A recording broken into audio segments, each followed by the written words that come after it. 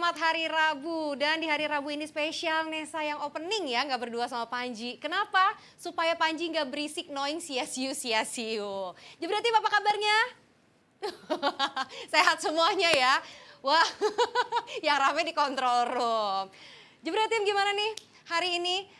Walaupun Nesa sendirian ya, tapi Nesa tetap aja hari ini tetap ditemani yang setia nemenin Nesa, yaitu adalah G-Force. Fast Moving Automotive Parts punyanya Indonesia. Jadi langsung aja kalian kepoin Instagramnya G-Force di G-Force_ID untuk tahu promo-promo terbaru dari G-Force. Karena ini produk lokalnya, pabriknya juga di Jakarta. Pokoknya luar biasa, jangan lupa, jangan sampai nggak follow. Dan untuk fans-fans MU nih yang lagi senang, gimana? Abis 3 kali nggak menang-menang, akhirnya ya bisa menang juga. Ya haruslah menang, orang kemarin lawannya cuma 10 orang, masa nggak menang juga? Tapi kalau katanya Rangnick, ini MU gaya permainannya itu kayak punya 2 kepribadian. Kayak Dr. Jekyll and Mr. Hyde ya, punya kedua kepribadian. Antara gaya permainan di babak pertama sama babak kedua beda banget, jauh banget. Tapi kalau menurut Nesa, ya sah-sah aja lah. Namanya juga mungkin variasi gaya bermain. Kalau di babak keduanya jauh lebih baik, ya nggak apa-apa dong, malah bagus dong. Nah, tapi hari ini kita nggak akan bahas MU karena sebenarnya hari ini tuh edisi spesialnya untuk bahas UCL. Kira-kira lebih ngotot siapa hari ini bahas UCL? Coach Justin atau Panji? Langsung aja kita bahas UCL, tapi setelah yang satu ini. Mau ngucapin selamat datang dulu pada Living Legend Indonesia. Di sini ada Mas Budi, luar biasa. Apa kabar?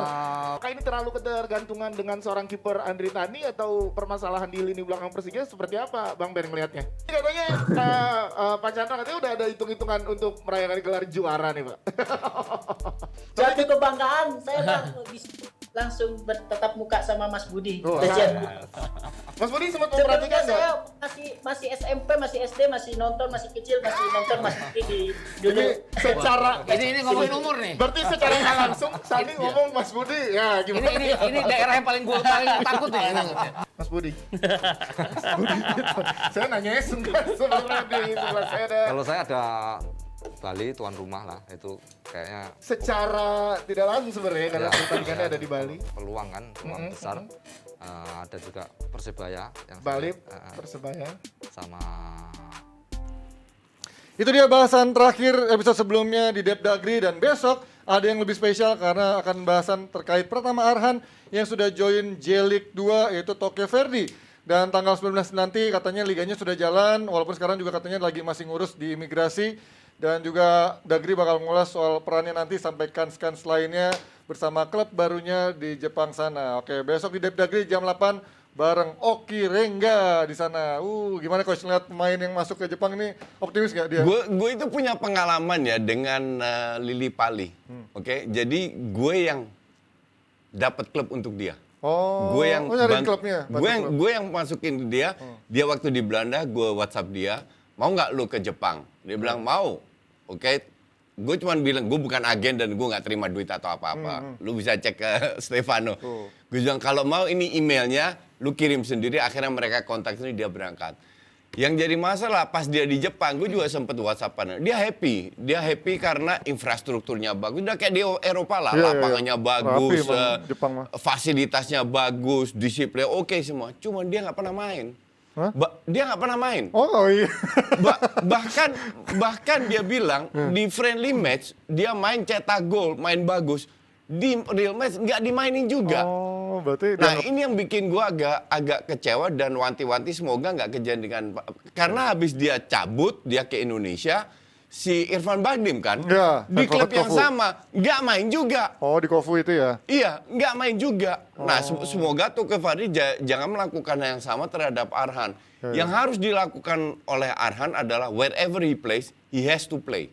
Every week dia harus bermain. Ya. Nah, ini juga gue nggak tahu apakah perjanjian ini ada antara agennya Ya, Arhan si Dusan dengan itu ya. klub itu. Tapi kalau ini sebagai pelajaran lah, sebagai pelajaran terhadap semua pemain Indonesia. Kalau lu ke sana ya lu harus sama lu harus minta bahwa lu harus bisa main. Ya, ya. Contoh kedua paling bagus ya bagus sekarang di Utrecht. Ya, walaupun Di, dia orang di nggak Utrecht pernah main ya. itu cadangan aja enggak. Ya. Di bench aja enggak. Kan repot kalau gitu. Mending lu pindah ke klub yang lebih rendah. kecil, tapi main terus. Tapi lu main terus. Karena main terus itu penting untuk perkembangan para Untuk pemain muda ya Coach. perkembangan, betul. Itu tapi kita akan bahas lebih lanjut di Depdagri besok. Tapi tadi sedikit Coach Yasin juga punya pengalaman menghandle membantu Lili Pali waktu bermain di Liga Jepang. Kita doakan saja Arhan bisa dapat kesempatan lebih dan juga bisa menjadi salah satu back yang back kiri yang juga bisa menawan di J-League seperti halnya pemain Thailand Teraton bersama tim Jepang di J-League utama. Oke, tapi kalau sekarang udah one-on-one special Champions League sama bapak saya, judulnya kalau judul film Kamis malam bersama bapak. Nah, inilah rasanya seperti ini. Nggak bener banget judulnya ya. Nah sekarang kalau kita ngomongin Champions League, tapi pasti tetap ada sedikit MU TV-nya. Karena MU kan masih main di Champions League. Jadi kita bahas juga pertandingan tadi malam yang juga mainnya barengan sama Champions League. Tapi kita buka dari dua tim Sultan tadi malam. Ya walaupun yang satu sebenarnya bukan uang Timur Tengah. Tapi dua tim yang sebenarnya punya pemain bintang dan juga punya kekuatan finansial kuat. Begitu berbeda permainan, yang satu begitu dominan, begitu banyak serangan. Sementara yang satu kelihatan lebih main, sebenarnya kayak main ngincar seri dan kelihatannya kayak main santai aja nyerang counter attack. Kita ngomongin PSG sama Real Madrid Coach. Ini dibilang Mbappe show karena Mbappe benar-benar dari awal sampai akhir menjadi pemain yang begitu mengancam, bahkan penalti juga dapat dari dia walaupun Messi gagal. Ini melihat bagaimana Mbappe begitu bisa leluasa menghadapi Real Madrid gitu Coach. Kalau kita lihat sebelum kick off dimulai, kita lihat di atas kertas, Madrid itu lebih unggul. Menurut gue ya. Lebih merata dan tidak ada alasan untuk mereka bermain seperti tadi. Maka dari itu gue bilang di Just Talk ya kemungkinan sih untuk gue titik lemahnya PSG itu di lini tengah. Kemungkinan besar mereka akan mencari Mbappe atau Messi secepatnya atau di Maria terus mereka main dengan skill individunya lah. Nah yang terjadi sekarang adalah ya bikin gue kaget juga 90 menit Madrid praktis bertahan. Bahwa di babak pertama itu membosankan, ya itu gue masih bisa terima. Karena awal karena satu gol bisa penting sekali leg pertama, masih ada leg kedua. PSG pun berhati-hati dan berhati-hati ini kelihatan pada saat salah satu dari kedua tim ini pegang bola, mereka hanya menempatkan 3 pemain di depan bola. Oke. Jadi yang lain benar-benar cover kalau sana kehilangan bola tidak kena counter. Benar-benar ada 2 lapis yang menahan. Itu pun juga dilakukan Madrid.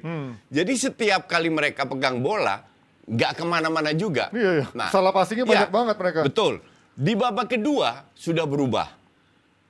PSG lebih berani mengambil inisiatif. Pemainnya lebih digeser ke depan. Yang terjadi ya PSG praktis menguasai full babak kedua. Mendapatkan peluangnya juga skill individu lebih. Ya kan? Termasuk golnya individu banget. Betul. Bukan skate play akhirnya dapat penalti.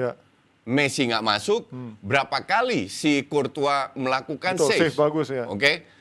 Terus dapat penalti. Nah, sekarang kalau seandainya di Madrid seri atau apa, ini gue bilang yang disalahin Ancelotti itu bukan second match, tapi first match, which is this match. Karena tidak ada satu alasan untuk Madrid untuk tidak keluar dari kandangnya. Bukan berarti frontal ya, tapi at least lu itu punya peluang.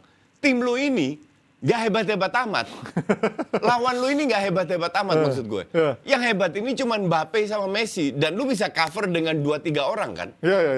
Tapi kalau ini banyak yang bilang, kemarin gue baca di Twitter, salah satu jurnalis Inggris bilang, ini mungkin bisa menjadi efek domino dari dihapusnya soal away goals atau gol tandang gitu kan. Ini jadi membuat tim tandang tuh kayaknya main santai dulu kalau main di leg pertama. Gak perlu ngejar gol tandang. Menurut lo ngaruh gak sih? Lu lihat City kemarin. Ya, lo itu kualitasnya udah jauh kok. I mean, tapi ini kan sama-sama benar 50-50 gitu kan. Lu tidak bisa gambling dengan itu. Karena gini ya, kalau kita melawan sebuah tim, kita harus lihat yang kita hadepin ini siapa. Oke. Entah itu kandang, entah tandang. Yang lu hadepin itu keseimbangan balance dari tim itu jomplang. Depannya luar biasa, tengahnya jelek, belakangnya not bad. Oke. Artinya banyak peluang yang lu bisa manfaatkan. Mereka dapat peluang cuman sedikit. 3 shots, 2 off target, 1 block. 0 on target, benar-benar 0. Ini benar-benar memalukan. Untuk selalu, tapi gue di sisi lain gue nggak heran juga. Pelatih yang sering gue kritik kan, Ancelotti kan. Dan sekarang terbukti bahwa ini pelatih emang nggak bisa apa-apa. Cuman ngandelin skill individu doang. Tapi kan sering kali ketika ya pertandingan 2 leg gitu ya. Ini akan bisa berubah total nggak sih menurut lo di leg kedua nanti ya, ketika memang PSG juga sebenarnya kemarin main individual banget. Apa yang terjadi di leg kedua sekarang? Mereka tertinggal 1. Siapa yang harus ambil inisiatif? Madrid. Ya. Pada saat Madrid ambil inisiatif, apa yang diincar PSG? Counter. Artinya bola lebih cepat ke Mbappe. Betul. Neymar udah fit. Ya. Kemarin dia cuma 15 menit Ngasih main. back heel ya. Di leg kedua Neymar, Messi, Mbappe. Suruh counter. Tahu sendiri kan jawabannya. Nah ini kalau kita ngomongin soal Kalau seandainya 1-1 atau 0-0, 1-1 lah. Ya, akan Oke. berubah. Udah lain cerita. Iya, Udah akan menjadi membosankan lagi, berhati-hati, bla bla bla bla, ngerti nggak? Ya. Tapi sekarang mereka ketinggalan, mau nggak mau, at least minimal satu babak, di babak kedua Madrid ngegas. Ya. Asumsi di babak pertama lebih hati-hati lagi. 0-0, babak kedua Madrid harus ngegas. Nah, tapi kalau ngomongin soal ini kan Madrid punya pemain juga banyak mental kelas juara gitu. Ada kita tahu trio MCK di tengah ada Benzema. Mungkin nggak sih ketika mereka main leg pertama ya kita mendingan main nahan dulu ketika bermain tandang di babak kedua di leg kedua nanti baru mereka akan menampilkan permainan yang sebenarnya gitu. Ya, kalau tim kayak MU mungkin iya. Cuman kalau tim besar kayak Madrid you cannot do that. Oke. Lu nggak bisa ngincer, ini gue kasih satu contoh aja ya. Contoh yang baru terjadi 4 tahun yang lalu. Ajax lawan Real Madrid. Ya. Oke. Main di kandang Ajax. Real Madrid menang 1-2. Ramos sengaja ambil kartu kuning. Ya biar Masih main. ingat kan? Bener. Ramos kartu kuning nggak main. Diobok-obok di Madrid 1-4. Berantakan dia kan. Diobok-obok. Ngerti nggak? Ya. Lu nggak bisa, nggak ada, dalam sepak bola itu nggak ada istilah paranormal. Bahwa lu bisa prediksi apa yang terjadi dalam pertandingan. Lu tidak bisa meremehkan PSG, apalagi lu tahu Neymar balik. Harusnya lu bisa cetak 1 gol. Bukan away atau enggak, tapi secara psikologis akan mengangkat para pemain ini. Meringankan psikologis ketika masuk ke leg kedua nanti gitu ya. Siapa bilang mereka bisa mengalahkan PSG? Nah, tapi kalau ada yang bilang kalau memang gameplaynya pada awalnya mereka hanya mengincar hasil seri, itu mungkin nggak coach? Enggak, itu untuk gue mungkin. bullshit itu. Oke. Sekali lagi kalau timnya AC Milan, MU masih gue paham. Tapi ini Madrid loh. Lu buktikan bahwa lu berada di rank 1 di La Liga dengan unggul 12 poin atas Barcelona, 4 poin atas atau 6 poin atas Sevilla, whatever. Bahwa lu benar-benar tim hebat, bukan kebetulan. Walaupun kondisinya sekarang dia juga bukan kayak semewah zaman dulu Madrid nih ya, zaman Ronaldo, Bale dan tapi lain-lain masih still tajam. good kan. Kalau lu punya pelatih selevel Pep, Klopp, Tuchel, lu bisa ramu ini tim jadi hebat dong. Bener nggak? Iya, bisa jadi ya. Iya kan? Ya, tapi kan Ancelotti juga terbukti meramu tim yang hebat kan. Dari sisi trofi, iya. Oke. Dari sisi trofi, cuman dia harus sadar bahwa pemain yang dimiliki masih bagus. Ya, tapi udah nggak sebagus cuman dulu. beda dengan zamannya Zidane. Jadi skill individualnya udah nggak bisa dipaksa. Nggak bisa dipaksa karena zamannya Zidane 4 pemain yang lu sebut tadi itu dalam peak performance. Sekarang udah mulai tua. Ya, sekarang bukan udah mulai tua, Modric sudah 36 udah tua. Casemiro doang yang belum tua. Ngerti nggak? Yang sudah benar-benar menurun, bukan berarti lu nggak bisa main, bisa aja karena lu masih punya pemain muda yang skillful. Yang bagus, lu punya Alaba, lu punya Vini, punya Asensio. Cuman kembali sistemnya yang bermain. Kemarin ada yang lihat Vini nggak? Nggak ada, hilang. Iya kan? Nggak ada. Cuman counter lepas. Golnya nggak ada yang sampai ke dia tapi bolanya kan. 2-3 match terakhir Vini nggak kelihatan. Ya kan? Kenapa? Apakah itu salah Vini? Gue bilang enggak. Kan dia bukan pemain yang mendadak nggak bisa main. Karena nggak bisa dimanfaatkan karena bermain terlalu bertahan. Tapi kalau kemarin melihat ada 3 pemain yang juga kita tahu lah MCK ini satu pemain gelandang yang partnership yang satu masih terbaik juga saat ini walaupun mereka usianya udah cukup tua. Tapi kemarin kan harusnya mereka dengan pengalaman dan kualitasnya harus bisa lebih mendominasi megang bola nggak sih? Tapi kemarin nggak ada yang masuk kemarin bola-bola dari mereka. Betul. Dan feeling gue kembali lagi, lu taruh tempat terlalu sedikit pemain di depan bola. Terlalu dalam berarti ya kemarin ya. Iya. Terlalu dalam sehingga pemain kayak Modric pegang bola atau cross, gue harus passing kemana? Ya itu aja ke sayap kiri atau cuman ke sayap kanan. Vini yang juga terisolir ya, Vini dan juga Asensio ya. Pada saat Asensio Vini dipres dengan 2 orang, ujungnya bola kembali lagi. Dan nggak ada attacking midfield yang masuk ke dalam. Karena instruksi, maksimal 3-4 pemain di depan. Feeling gue instruksinya itu. Tidak lebih dari itu. Untuk gue sih ini menyedihkan. Atau kemarin Ancelotti menurut lo telat nurunin pemain-pemain yang juga punya kaki lebih segar karena kita tahu PSG punya gelandang-gelandang sebenarnya secara high profile ada Wijnaldum bahkan dicadangin coach. Lebih banyak gelandang petarung kayak Paredes dan juga Danilo Pereira gitu. It's not about telat atau tidak. It's Secara about taktikal. lu punya Emang. nyali atau enggak. Dan Guts. kemarin Ancelotti tidak punya nyali dan sebenarnya gue prediksi sebelum ini ya. Di atas kertas harusnya Madrid yang lolos. Sekarang lihat Ance kayak begini, semoga nggak lolos. Walaupun nanti masih kemungkinan Walaupun masih leg ada kedua leg nanti kedua, ya. iya. Pendekatannya mungkin bisa berbeda Iya. lagi kan. Kita lihat PSG lawan Barca main 2 leg. Main bagus itu cuma satu leg di kandang Barca. Ya. Kita lihat PSG lawan Munchen.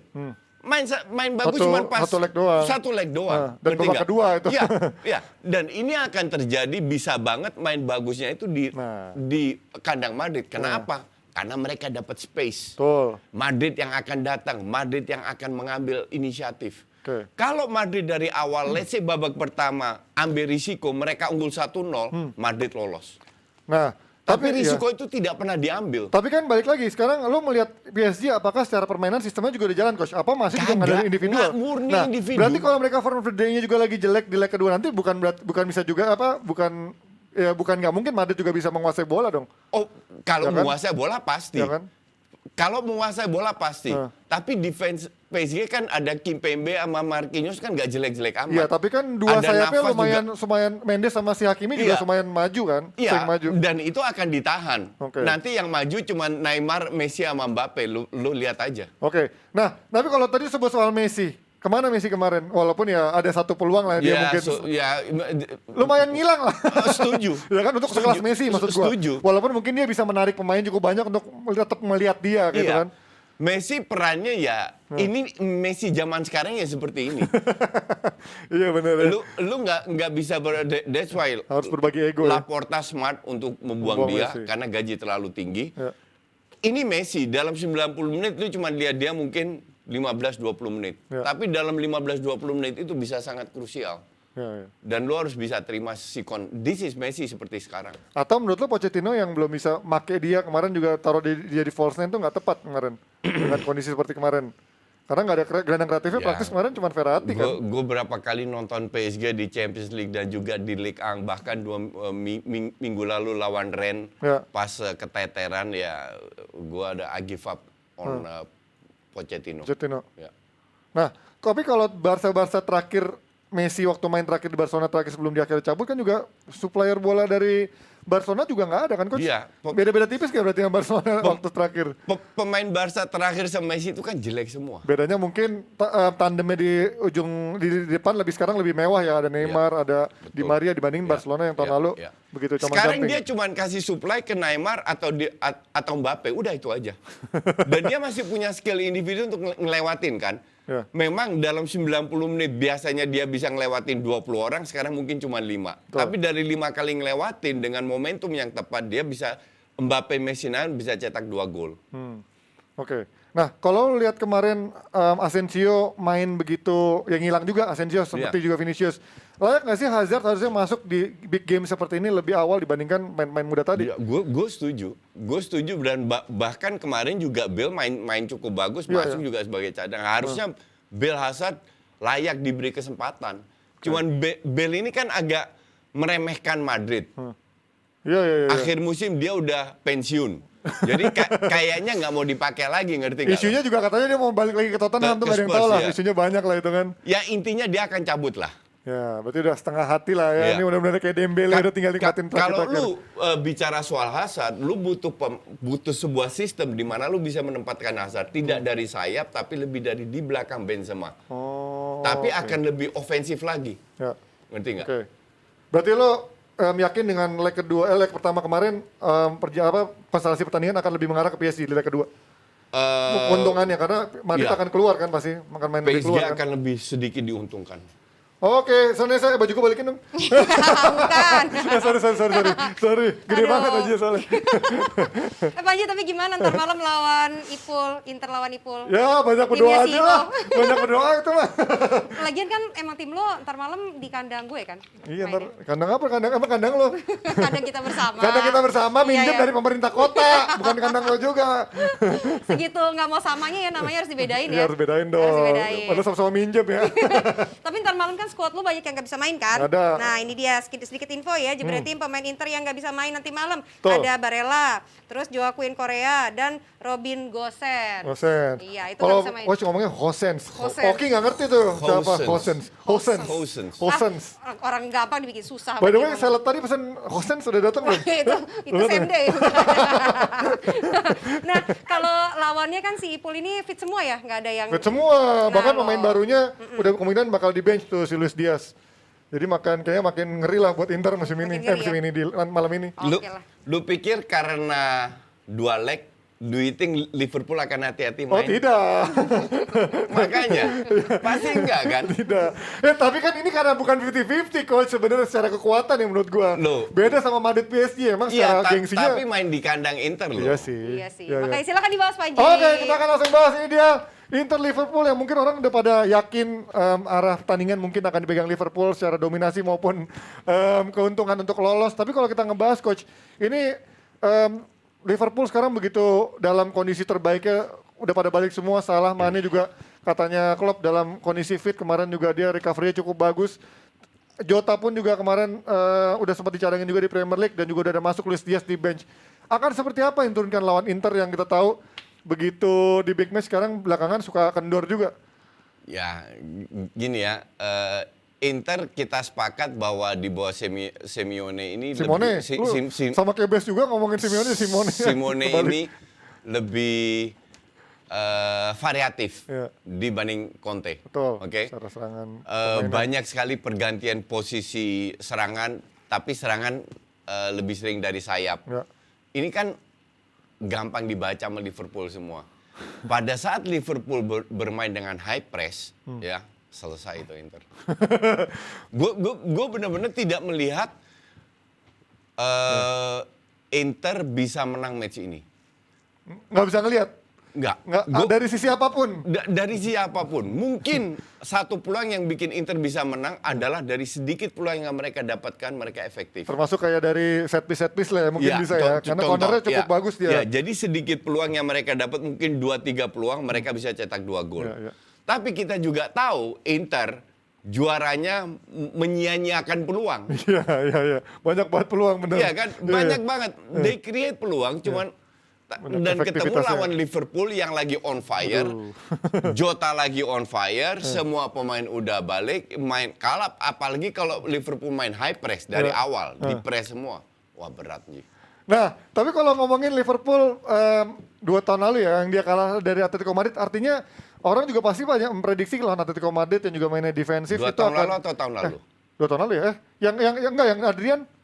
Yang Adrian, Adrian, yang Adrian oke, blunder oke. parah itu kan, Iya. itu orang menyerang, ya walaupun mungkin itu terpusatnya kepada Adrian ya, cuman Iya. tetap aja kan ada peluang-peluang buat Atletico Madrid untuk bisa memberikan serangan balik seperti itu. Artinya, Oh iya. maksudnya betul. ada juga celah Of sebenarnya kan course. buat Liverpool Loh, dari sisi permainan. Kalau kita bicara peluang, iya.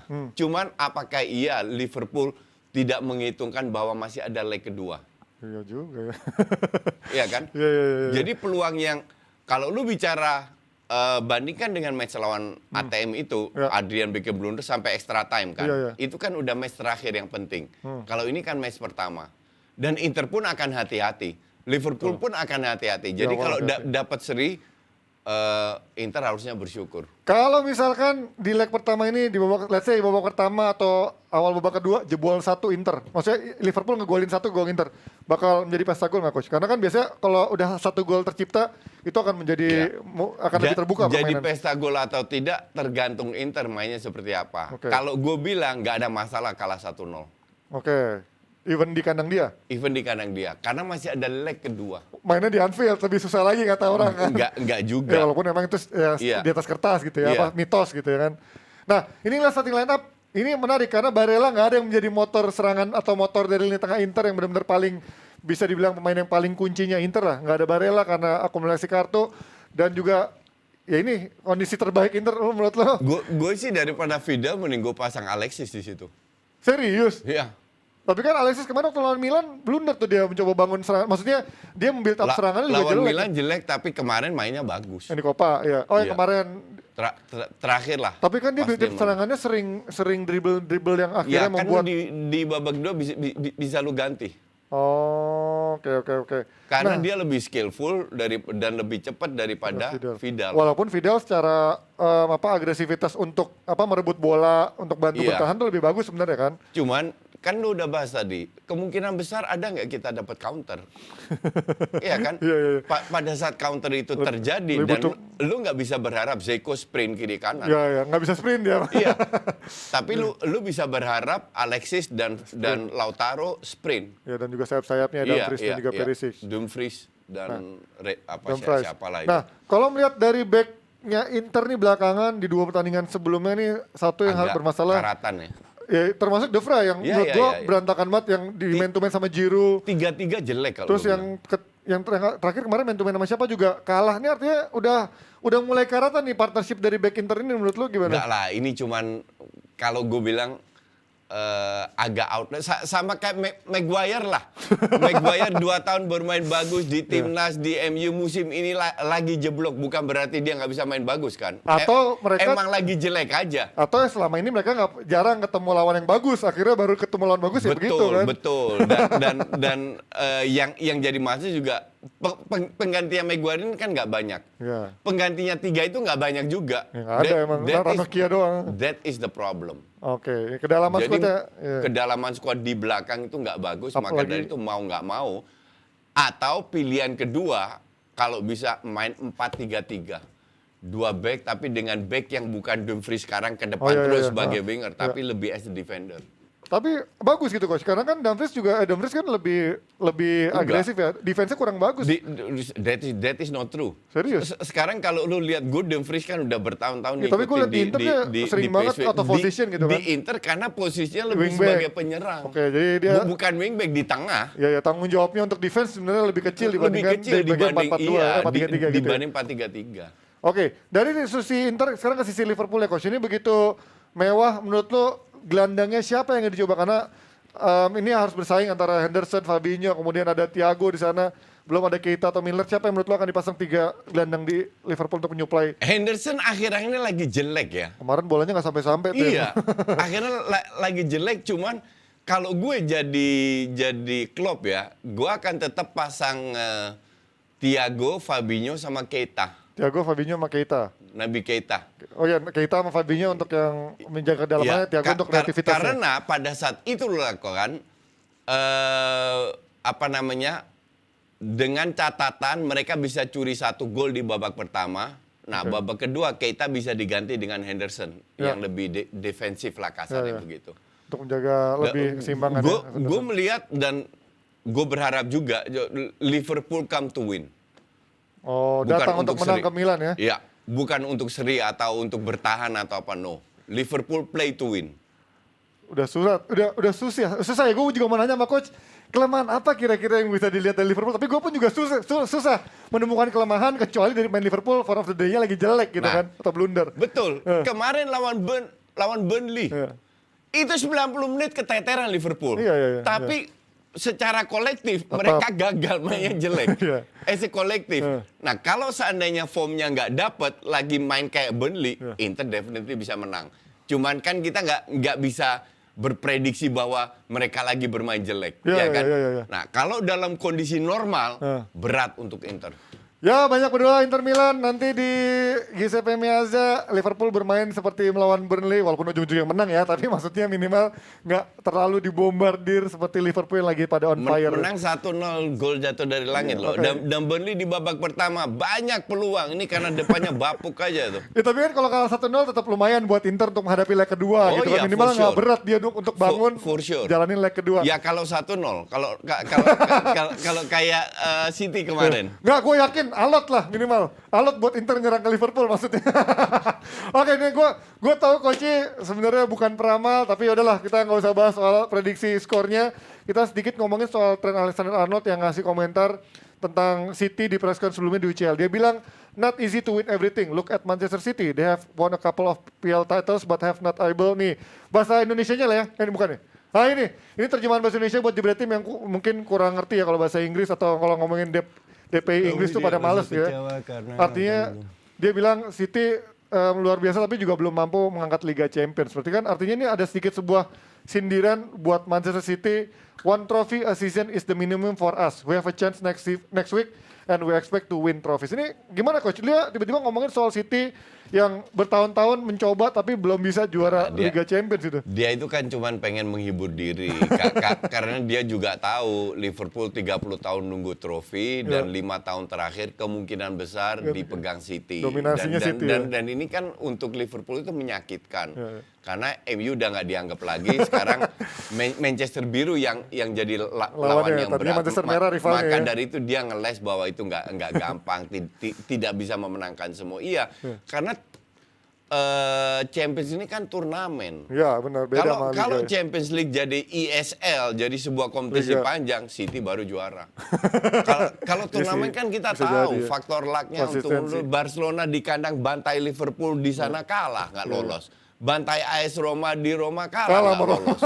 Ngerti nggak? Iya. Ada away goals juga kalau zaman dulu lebih parah lagi ya. Belum ada away goal. Untung away goals-nya itu dan itu udah bertahun-tahun gue bilang kan, away goals ini harusnya dihapus dan beneran dihapus. Oke, ini kalau kita ngomongin tren yang sengaja nyindir City, kita ngomong sedikit dari City yang menang 5-0 lawan Sporting Lisbon. Oke lah, ini mungkin udah semua juga memprediksi City akan menang walaupun mungkin gak ada yang nyangka 5-0. Tapi ngeliat City perjalanan musim ini Coach, apalagi menurut lo bisa menahan mereka untuk akhirnya memutus puasa dia juara Liga Champions gitu? Ya itu dia. Kenapa mereka tidak juara Liga Champions sementara di IPL berkuasa terus ya? There is missing link dan itu menurut gue ya, itu di striker. Oke, di penyelesaian finishing akhirnya sering kurang ya. Dan mereka ciptakan banyak peluang, semua bisa cetak gol. Tapi kalau lu punya striker, lu punya ada nilai tambah, ngerti nggak? Nah itu tidak mereka miliki. Sekarang tinggal kepala batunya Pep ini harus dibuktikan. Pep kan bilang gue tidak mau beli striker di bulan Januari. Nah ya udah, lu nggak beli nggak masalah, itu hak lu. Lu harus buktiin tapi. Ya, IPL kemungkinan besar mereka jadi juara, oke? Nah sekarang tinggal UCL bisa nggak tanpa striker? Ya. Tapi kalau kita ngomongin Barcelona era Pep, kita tahu dia pernah juga meraih sukses banget. Eranya Fabregas jadi false nine atau juga Pedro akhirnya begitu tajam menjadi ujung tombak tanpa nomor 9 murni. Bisa nggak dengan squad yang sekarang menurut dengan bisa. Gapsus, kemudian Silva dan lain-lain? Bisa banget karena banyak sekali pemain yang bisa cetak gol. Mahrez, Bernardo Silva, Kevin De Bruyne, Sterling, Foden. Tapi gak ada yang benar-benar dominan kan? Gak ada. That's why kalau lu lihat top skornya City benar-benar kolektif. Itu benar-benar merata. Cuman tidak dominan kepada satu orang itu kan ada plus poinnya. Jadi semua bisa cetak gol. Bahkan Laporte, Ruben Dias, Stones saja bisa cetak gol. Ngerti nggak? Jadi tidak bisa diprediksi serangan akan datang dari mana karena semua bisa cetak gol. Jadi semua itu ada plus minusnya. Itu dia plus minus. Tapi menurut lo musim ini secara kekuatan siapa yang paling mendekati kekuatan City menjadi pesaingnya? Cuman satu. Siapa? Munchen atau Munchen? Iya. Even Munchen beberapa tahun terakhir juga kemarin juga kalah sama Bochum. Gue bilang 4 besar. Ini City, Munchen, Madrid, MU. Liverpool. Ya, semifinal kan? Ideal ya. Tapi kalau Madrid bermain, ini kan di atas kertas yang gue sebut. Kalau bermain tolol kayak kemarin, ya bisa aja PSG yang masuk. Tapi di final kalau kita bicara teoretis ya, itu kalau nggak ketemu Munchen City. Itu dia dari Coach Justin, idealnya 4 tim dan juga final dari Liga Champions berdasarkan dari kekuatannya sekarang. Kita pindah sedikit dari tim yang juga sebenarnya masih main di Liga Champions, cuman kemarin jarang-jarang kita lihat ada pertandingan Liga Champions.